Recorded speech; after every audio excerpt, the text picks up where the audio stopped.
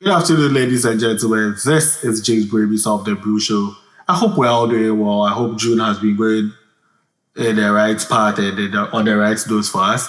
And this video here is basically about the next football event from the organizers of World Football, organizers and managers of World Football. That will be FIFA.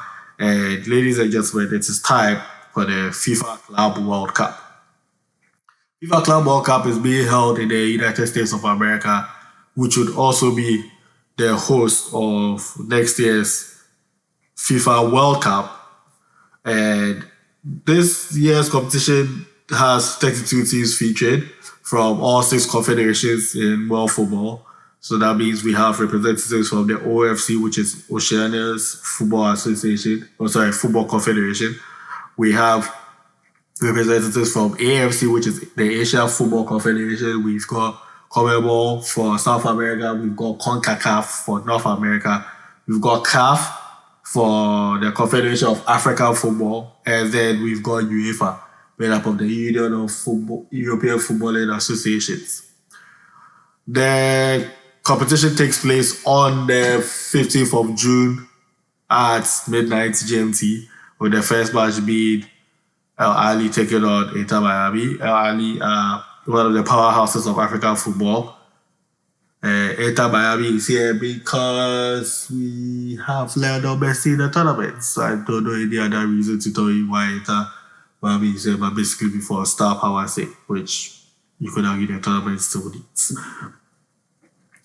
Not surprisingly, the most successful team in the FIFA Club World Cup is none other than Los Blancos, Los Merengues, Real Madrid, who have won this competition 5 times and will be seeking to win it again.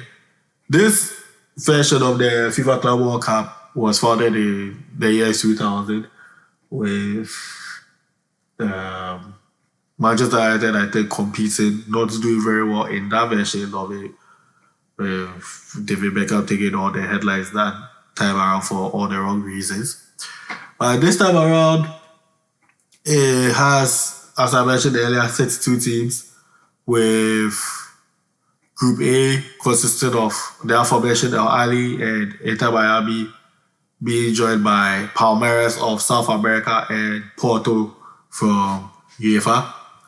And then we've got Group B consisting of Atletico Madrid, Botafogo from South America. We've got the current European champions Paris Saint-Germain and American side Seattle Sounders. We've got Group C made up of New Zealand side Auckland City, German champions in 2020 European Champions League winners Bayern Munich, Benfica, who have also won the European Cup before, and South American powerhouse Boca Juniors. That should be a very interesting group. Group D finds 2021 Champions League winners Chelsea taking on Esperance of Tunisia, again another African powerhouse. Flamengo, a fairly decent South American side, one you should definitely watch out for. And Leon, who I think is a Mexican side, so that will be a CONCACAF rep. That's for Group D. Group E consists of the recently defeated finalists in the UEFA Champions League, Inter Milan, taking on another Mexican side, Monterrey, another South American powerhouse in River Plate, and the Japanese side, who would be your Reds from the AFC, Uehara Reds. Group F sees Dortmund, who lost the Champions League final to Real Madrid last year, Fluminense, another Brazilian side, Mamelodi Sundowns of South Africa taking the place for CAF in this group, and Ulsan from South Korea, which will be an AFC side. Group G takes shape with Al Ain from Saudi Arabia, Juventus, who lost the Champions League final to Real Madrid in 2017, Man City, who won the Champions League final in 2023, and another North African powerhouse, Wydad Athletic Club, more commonly known as Wydad Casablanca. And we round up the group stage of the FIFA Club World Cup with Al Hilal taking on Pachuca. Al Hilal in this scenario would be the AFC side, taking on Pachuca for the CONCACAF region. RB Salzburg and Real Madrid, both from UEFA. That, ladies and gentlemen, is the list of the 32 teams who are competing in this year's FIFA Club World Cup. Which group do you think is the standout from the tournaments? For me, I think the group that is worth watching would be Group C. Auckland City, Bayern Munich, Benfica, and Boca Juniors.